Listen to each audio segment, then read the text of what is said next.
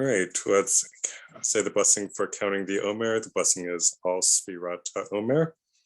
Baruch Ata Adonai Eloheinu Melech HaOlam Asher Kitshanu B'mitzvotav V'tzivanu Al Sfirat HaOmer. Yesterday was the 37th day, and we're counting up, so I'm guessing you can figure out what today is.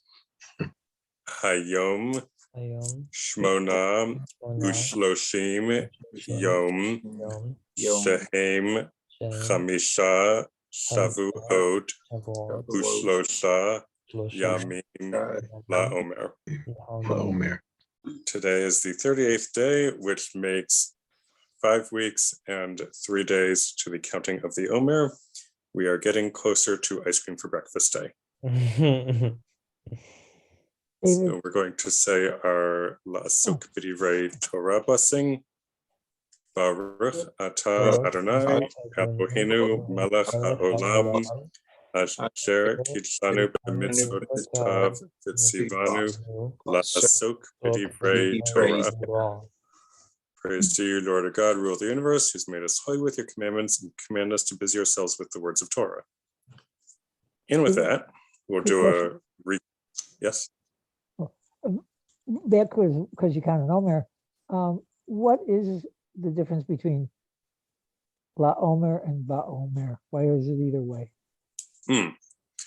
Different traditions as to whether it is X number of days La Omer to the Omer or Ba Omer in the Omer. Both blessings are kosher. Different minhagim, different customs. So, a quick recap of everything heretofore in chapter 3, and then we will get to the new business. We begin with knowing where you're coming from, knowing where you're going, before whom you're destined to give an account and a reckoning. And if you can keep these 3 things straight, you should do okay in life. Then pray for the welfare of the government, because if we don't have that, we don't have the government, we've got Surus on our hands. Then one of multiple sayings about the importance of speaking Torah and meaningful conversation between people. More discussion about this time at a meal. If you wake up at night or stay awake at night, or are distracted while you're walking alone, then you are endangering your life. A discussion about the relationship between studying Torah, citizenship duties, livelihood duties, the balancing thereof. Another comment about the importance of meaningful conversation and Torah study, whether you're having a group of 10, a group of 5, a group of 3, a group of 2, or even by yourself. Everything comes from God, so therefore you should be aware of that as you're making your decisions, and the importance of staying focused on what you're doing. It's important to remember what you've learned, but if you forget because you have unintentionally forgotten, then that is okay. If your fear of sin has priority over your wisdom endures. But if your wisdom has priority over your fear of sin, your wisdom does not endure. And if your good deeds exceed your wisdom endures. But if your wisdom exceeds your good deeds, your wisdom is not enduring. We will revisit that idea today. If people are happy with you, presumably because you are making good choices, then God is pleased. But if you are not being nice to others, then God is not happy either. Morning sleep, midday wine, children's talk, and sitting in the assemblies of the vulgar, all of these ruin a person's life, depending on how you interact with them. If you shame a fellow human being publicly, then even if you know a lot of Torah and have good deeds, you do not have a share in the world to come. Be compliant to a supervisor, affable with your juniors, and receive every person with a cheerful face.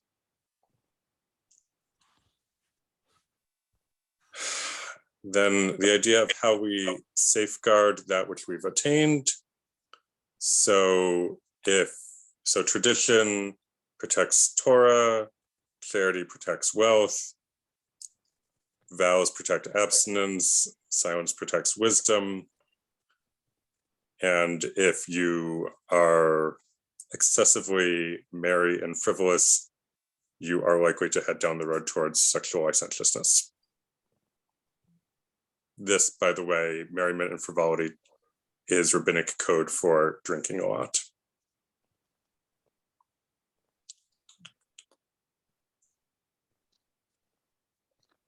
Mankind is beloved because they're created in the image of God. The people of Israel are considered God's children, and Torah was given to the people of Israel. Everything is foreseen, yet the freedom of choice is granted, and then you are judged with how you make your choices. And the way that this balance of preordination or predestination and free will plays out in Judaism is that God knows what's going to happen to you, but not how you're going to respond to it. So that is still in your hands, and that allows you to be judged for your choices because that move is up to you.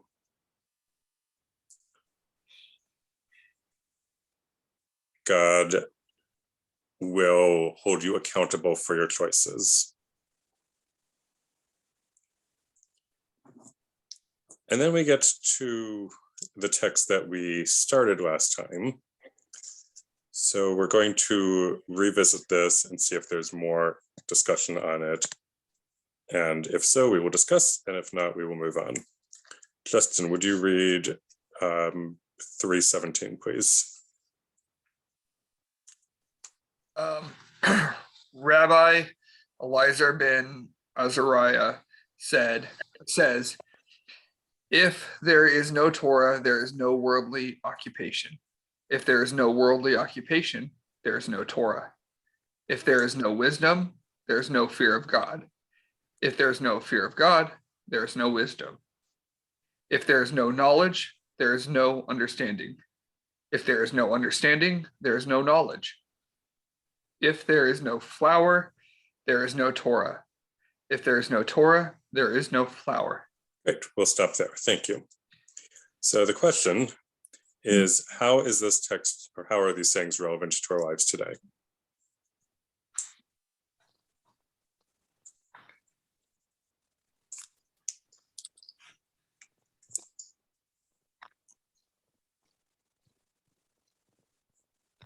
David, I'm not sure that I can say right now what is how it applies today, but I've got a question, whether you answer it now or later. We keep running up against the rabbis giving these statements where, if then, and then they turn it around so that they switch the phrases, the ifs and the thens. And is that just a particular way of rabbinic thinking or expressing things? Yes, this is the rabbi looking at a situation from all sides and saying, if this is the case, then that is the case. Now, if we flip it, is it still the case? Turns out that they're going to say yes in this situation. Other times they might say no. We haven't seen any of that in Pirkei Avot, but that appears in other places in the Talmud. Okay, thank you. Mm-hmm. So it's not a case of there being something to exist before something else can occur. because you reverse it, it's the same thing. So Mhm. they both must exist simultaneously, which means they both must have come into existence simultaneously. Yes. So before Sinai, for example, there was no work, even though they were slaves. There was no profession. Hmm. So you're saying that because Rabbi Elazar ben Azariah says, if you don't have Torah, then you can't have a worldly occupation.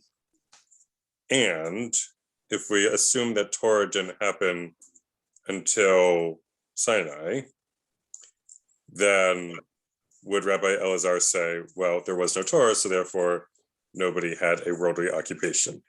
Is that your question? That's what it sounds like. That is what it sounds like.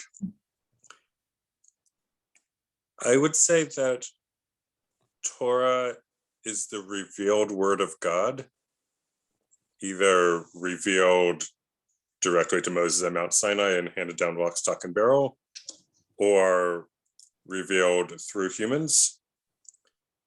Before Sinai, God did talk to people. So Abraham, Isaac, I'm pretty sure, Jacob, people received communication from God. Just want to look at the text. Now, the text could be interpreted totally differently. It could mean, instead of worldly occupation, the Hebrew is derech eretz. Derech eretz literally means the way of the land. And it's used idiomatically to mean manners, politeness. So looking at that way, if there is no Torah, there are no manners. And if there are no manners, there is no Torah. David? Yeah. I have a little different translation in my book. Please. It says, Rabbi Eliezer, the son of Azariah, said, where there is no Torah, there is no culture. Where there is no culture, there is no Torah. Where there is no wisdom, there is no fear of God. Where there is no fear of God, there is no wisdom. Where there is no knowledge, there is no discernment. Where there is no discernment, there is no knowledge. Where there is no meal, there is no Torah. And where there is no Torah, there is no meal. Yeah. All right. So how does that change things? Either Morris or anybody else? And how is that relevant for our lives today?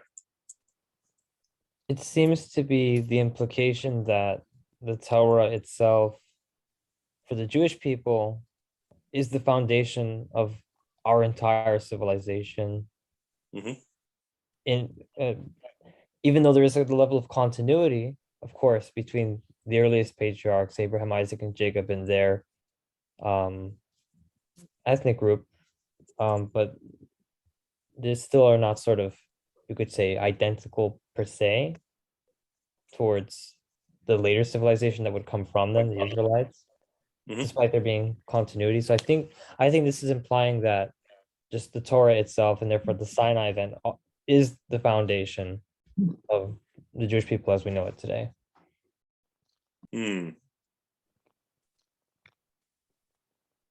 Nice. David? Other thoughts? Yeah, May I Type try a slightly different one? please. I don't know if this is supported in Hebrew, but there was originally the idea that rabbis shouldn't earn a living from Torah or from teaching Torah. Though that changed with economic exigencies. So clearly, for example, Rashi was the winemaker and all those things. Could this be a statement about the balance? And I actually should say I have a teacher from whom I learned whose family still has the tradition, even though they become rabbis, that they need to have a daily occupation with which they learn a living, that they won't take money for teaching, even when they teach adolescents who torture them. Yes, this is certainly, this could be seen as getting at a discussion in Brachot, I believe, between rabbis of the Mishnaic period about whether or not rabbis should be studying full-time.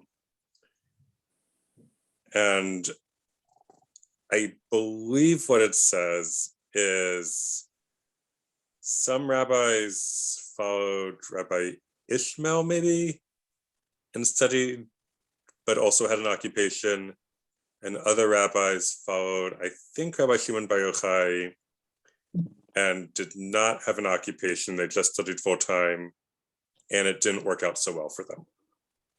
I think the Talmud makes that comment. So we know that the rabbis of the Talmudic period and the Mishnaic period had occupations. Hillel was a woodcutter, for instance. Shammai was a builder. That's why he had a building tool to chase the guy out of his house when he asked him to teach him while standing on one foot.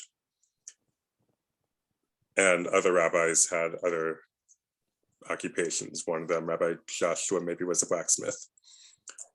So it seems to be saying that you need to have both. Could it be that in those days, the rabbis who studied full-time did not fare so well because their wives were not allowed to work outside the home? And there was no place for them to work outside the home?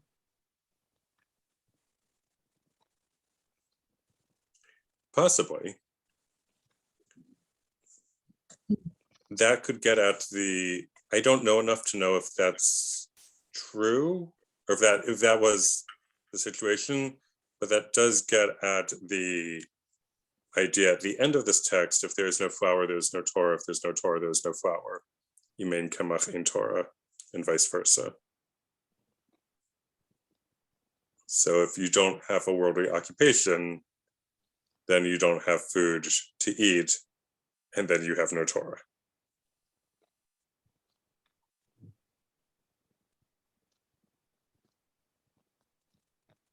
Also, just speaking of food to eat, so I guess that's the other definition for flour, because I feel like all of the things that it kind of circles about are fairly ethereal, except for having food to eat or a meal or flour. So I was just curious what, I don't know, like what that meaning lies in, I guess, because I feel like everything else is culture, knowledge, fear of God, the word of God, all those except for literal food. So I just wondering if anybody has any ideas on that or thoughts. Well, the first one, occupation, also is a concrete one. Well,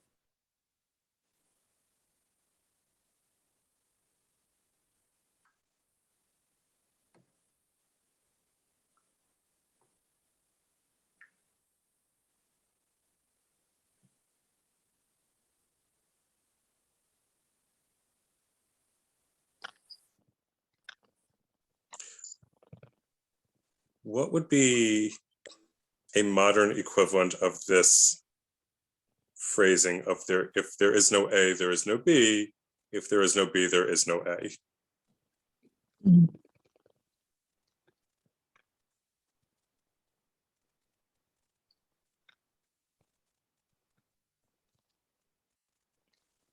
David? Yeah. It's a little further off, but the healthy mind and healthy body, which is more not about necessarily not financial, but it's more about that there needs to be a balance in life.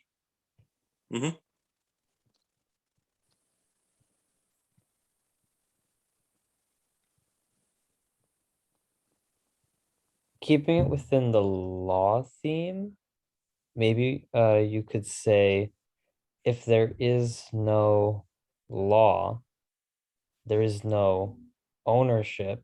If there is no ownership, there is no law.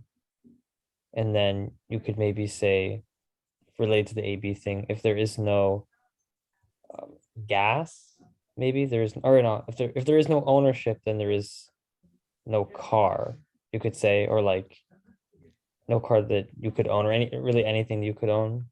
Mhm. So you could relate it to, I guess, the relationship between the law being the basis of anyone being able to own anything at all, I think, in a modern context, maybe. Mhm. Because otherwise, if there was no law, someone could come and just take your car, and there would be nothing to really stop that other than you, I guess. Yeah. I don't know. Isn't Torah what gave us wisdom, knowledge, and understanding? Are not wisdom, knowledge, Torah, and understanding all the same? They're not really 4 different items. Without Torah, where did our wisdom come from? Or our understanding or our knowledge?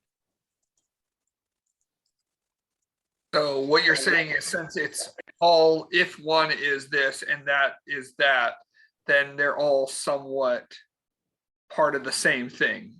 Basically, there can't be a chicken that came first. They're all part of the same. Is that what you're saying, Herbert? Well, if we didn't have the Torah, where would we learn the wisdom or the knowledge? Or gain any understanding? Mm, How do we know right from wrong, for example, or if there was a choice between taking a woman who was married or a woman who was not married, would we know the difference if we didn't have something to teach us? I mean, I think that doesn't give humanity a lot of credit. I mean, that's like from the earlier conversation, like, so Adam and Eve, Noah, those people before the Torah, they didn't know what was right or wrong. They didn't know anything. They didn't know that was sinning or anything, which I would disagree with personally. Did Cain know that it was wrong to kill his brother? Where did he learn that? But I mean, that's also a very centric, That's true. I mean, because I mean, there's other religions that don't have the Torah, and they have learned that killing and stealing are wrong as well.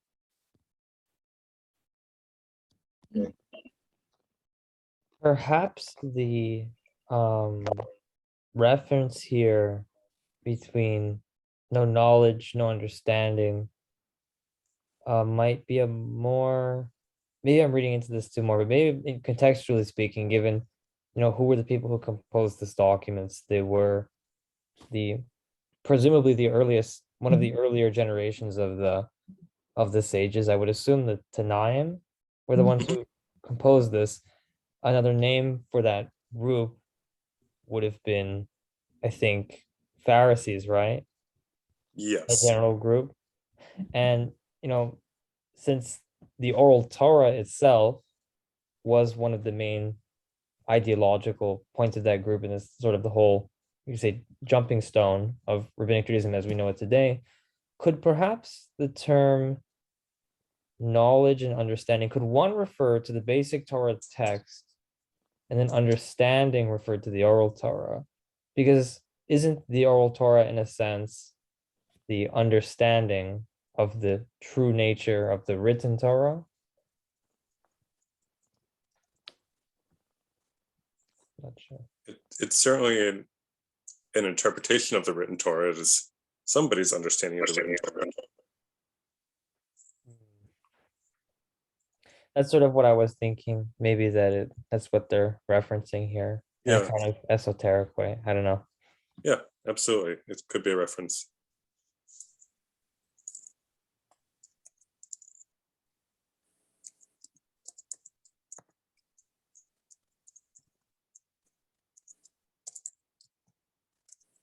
Dave, Yeah, go ahead, Bear. just some of my own thoughts on this are that I think the rabbis here are saying that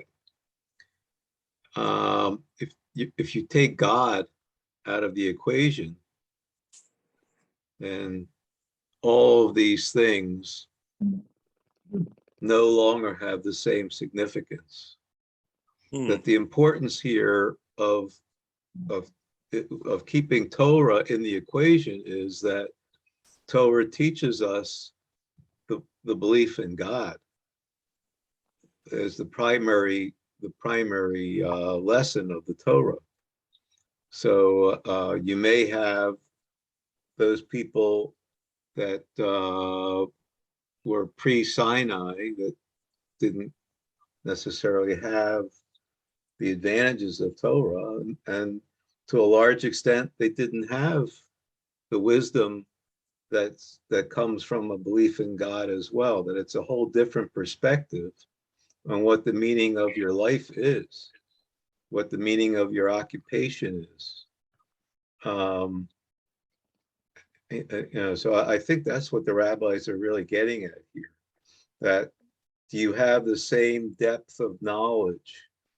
Can science be purely for its own sake, or does a belief in God add much more to the equation toward the purpose of your life and the purpose of science? So just my own thoughts. Great, thank you.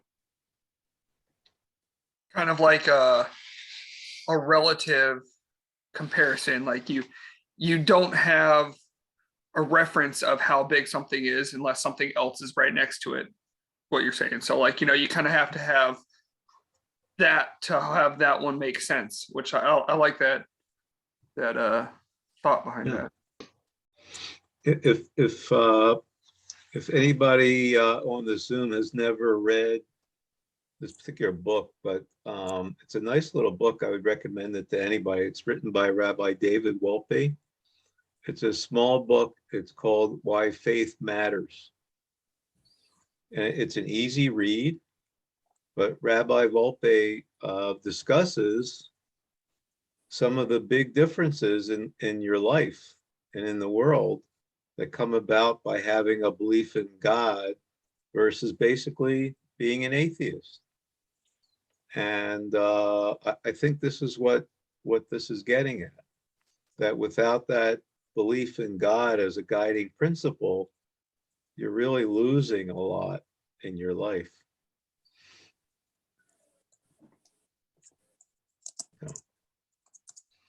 It's only like $5 too. Little paperback. And a fun fact, he just announced his retirement a few weeks ago from Simon. Yeah, I know. Oh, Rabbi Wolfman did. Yeah, he's going to be a hard act to follow. Yeah. That's unfortunate. Yeah.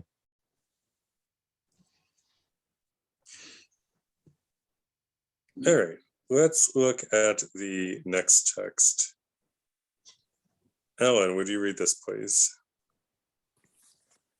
He used to say, anyone whose wisdom exceeds his good deeds, to what is he compared? To a tree whose branches are many, but whose roots are few. The wind comes and uproots it and turns it upside down, as it is said, and he shall be like a lonely juniper tree in the wasteland, and shall not see when good comes, but shall inhabit the parched places of the wilderness, a salt-filled land which is uninhabitable. But one whose good deeds exceed one's wisdom, what is that person like? Like a tree whose branches are few, but whose roots are many. Even if all the winds of the world were to come and blow upon it, they would not move it from its place, as it is said, he shall be like a tree planted by the waters, which spreads out its roots by the river, and shall not perceive when heat comes, but Oops. But its leaf shall remain fresh, and it will not be troubled in the year of drought, nor will it cease to bear fruit. Jeremiah biography. Rabbi Elazar ben Azariah was characterized as a basket of fragrant spices because everything he said was reasonable. He lived from 50 to 120 CE. He was so wealthy that he had 120,000 calves born in his herd each year. And seeing him in a dream was an omen of wealth. Rabbi Elazar was not only rich, but also esteemed for his wisdom and a 10th generation descendant of Ezra. This confluence became important for him. There was a dispute between Rabbi Gamliel II and Rabbi Joshua about whether the evening service was mandatory or not. Rabbi Gamliel used his authority as Nasi, or president, to humiliate Rabbi Joshua. This was the third time that this had happened. So the rabbis deposed Rabbi Gamliel.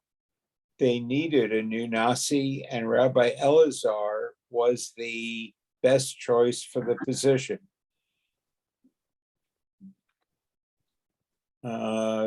Rabbi Elazar said that he needed to discuss this with his wife. Smart man.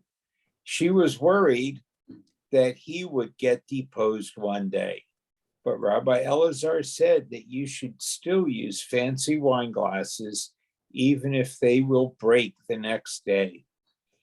She was worried that he wouldn't be respected because he was young. A miracle happened, or extreme stress, and he developed white hair overnight. The Haggadah alludes to this, citing Brachot 1:5, when it quotes him as saying, I am like a 70-year-old man. When Rabbi Elazar was put in charge, he removed the guards at the door of the study house so that potential students did not need to be screened before they could study. Rabbi Gamliel apologized to Rabbi Joshua and was reinstated, but Rabbi Elazar ben Azariah still got to be in charge 1 week every month. How are these sayings relevant to our lives today? Hey, thank you for reading. That was a lot. Let's go back to the sayings so that we remember what they were. I'll say out of the two settings, he has very poetic words, because the first one, it very much went like, not only was every single phrase if this is then that, but then at the end it began with Torah and ended with Torah. So even that first phrase that we just got done talking about went around, and then we come to this one, which talks about different trees and stuff, and I just feel like he has a very poetic way of saying things, including the wine glasses. Like, it's nice. I think how it applies to us today is that you have to have a good foundation. Can't just be a shaky person. Because if somebody looks beautiful on the outside, but there's nothing inside holding them up, then they're really not worth anything. Whereas if they just look ordinary on the outside, but they have a super good foundation, they're certainly a far better person. Question on, so he equates the good deeds as the roots and wisdom as the branches. But whenever I would just think about it, I would think of wisdom being the foundation of the person and the leaves and branches being what everybody sees. So it's interesting that he chose to do at least what I initially would do the opposite in my mind. Well, Dave, just a similar comment to the last section though. But what good is the wisdom by itself? In other words, it seems to me it's the same lesson here. It's what's the purpose? But to do good deeds. It's to help your fellows. So that's where the foundation is, to put down a solid foundation of helping others is what supports the rest of your activities, including wisdom. The wisdom by itself, if somebody could be a genius, but if he's not going to do anything with that knowledge to help anyone else, then what good is it? Is basically what the rabbis are saying here. Again, just my thoughts. And maybe Rabbi Volpe. You can count the number of somebody's good deeds, but I don't see how you can count wisdom. The only way you see somebody's wisdom, perhaps, is by the good deeds he does.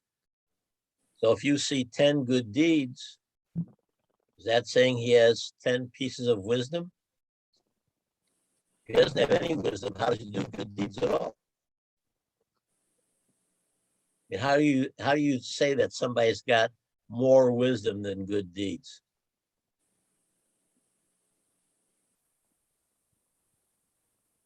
Well, I think that's the point by what he does. I mean, the Judaism is very focused on behavior.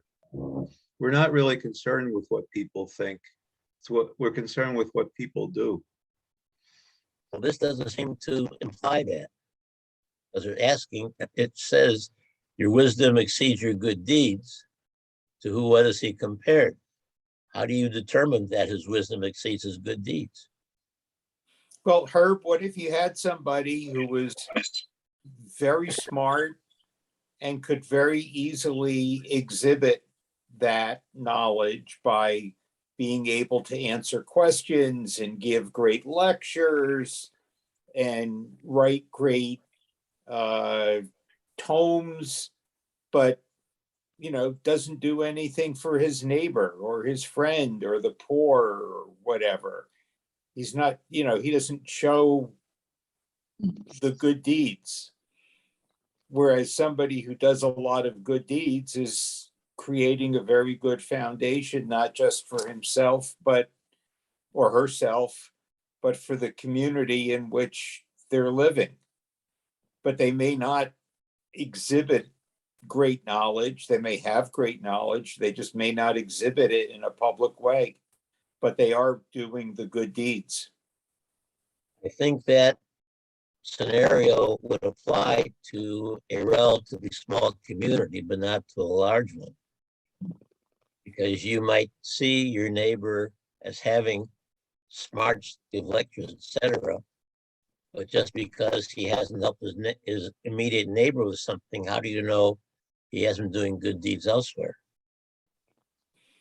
Well, if you think about when these people lived, they weren't necessarily living in big communities. Yeah, so the question I would have is how can this apply to us today in those terms? This is something David keeps asking us. How do you know what good deeds are if you don't have wisdom? And sometimes I think people make out a check and consider that a good deed. Is that a good deed? Instead of getting your hands dirty and really applying yourself to somebody else in terms of helping them with their life or something about their life. It's much easier to write a check. We're very big on that in this era, sending money for things instead of going somewhere and actually doing something for the community that's suffering or for the country that's suffering. So, what is a good deed?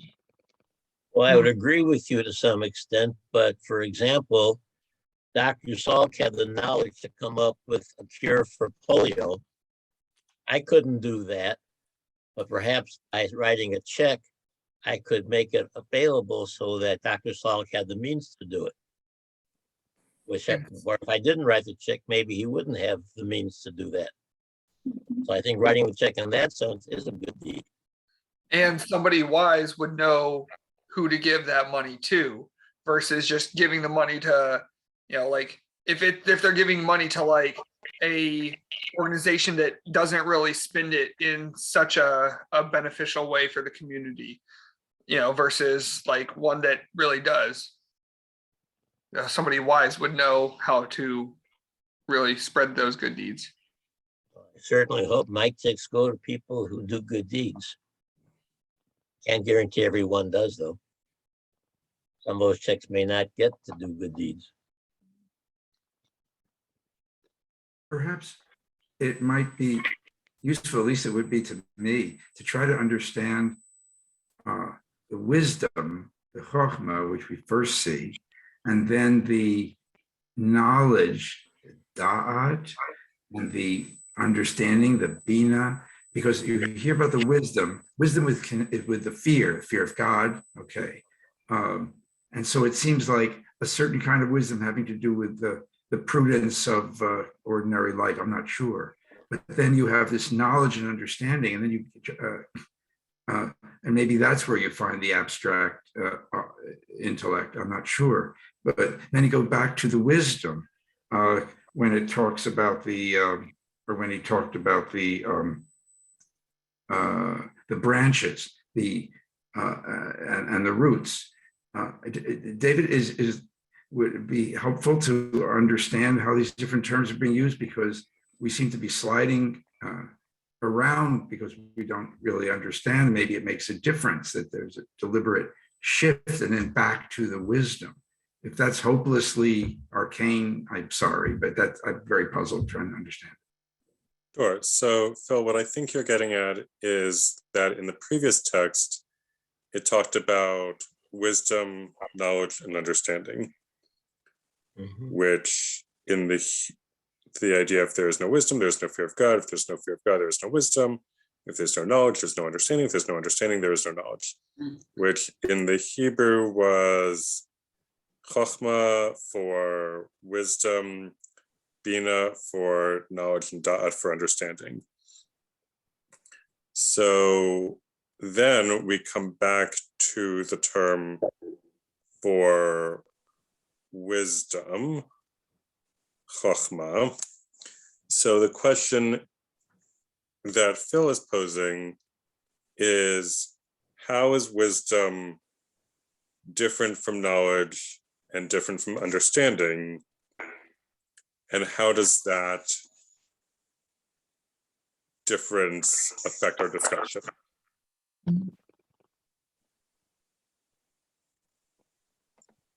Which I'm not going to answer.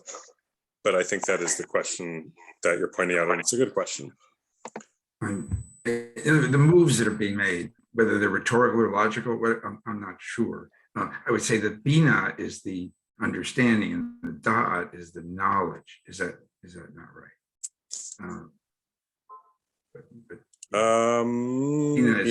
Bina and da'at is first. If there's no knowledge, there's no understanding. So it looks like bina here is being translated as knowledge and da'at is being translated as understanding, which is not I did not do this translation, so I'm sure somebody else could interpret them differently.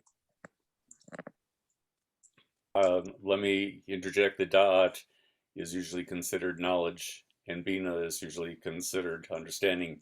The word lehavin means to understand. Okay, great. Thank you. May I ask if anybody knows? Much later, when all those Litvische rabbis said, we know all these things and it's not changing our behavior, we're not becoming better people. So they went on to found the Musar movement. Does anyone happen to know what words they used for their learning that wasn't impelling change or better behavior?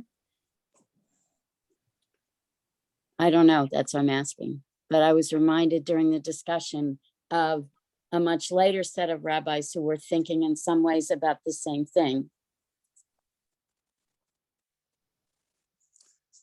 That is a good point.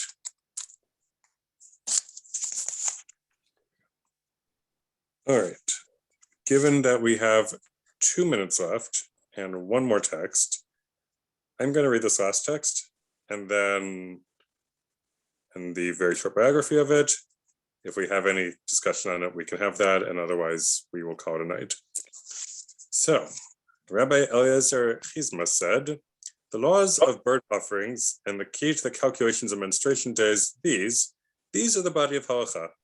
The calculation of the equinoxes and gematria are the desserts of wisdom. Rabbi Eliezer Chizma was a student of Rabban Gamliel II, or possibly Rabbi Joshua. He was such a good mathematician that it was said that he could even calculate the amount of water in the ocean. However, he was quite poor. Beyond that, not much is known about him. How are these sayings relevant to our lives today?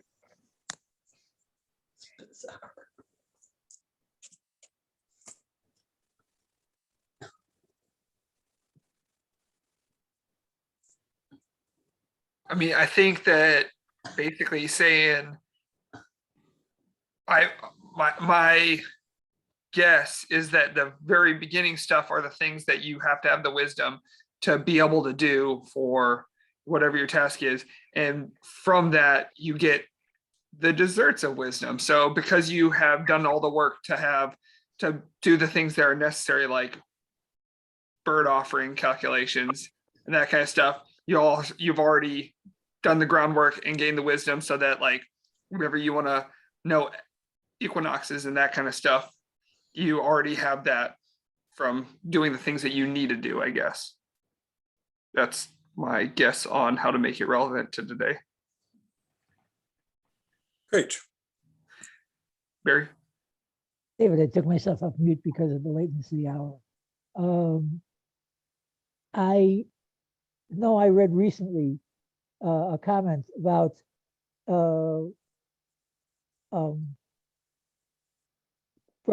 you know what? I take it back. I had a confusion. I saw bird offerings and I was thinking of the mother bird in the nest and how I confused that with bird offerings, meaning the slaughter of birds at the altar. Yeah, I don't know why I made the association, and yet it's considered a basic, proper way to behave, and a requirement that anyone who wants the eggs that are in that nest, shoo away the mother before he takes those eggs. It has rewards, it has punishments, and it has great rewards.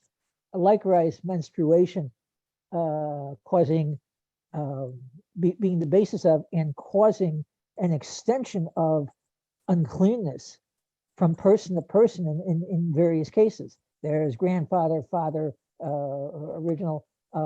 There's kinds of menstruation classifications and emissions classifications that are basic to one and can spread throughout.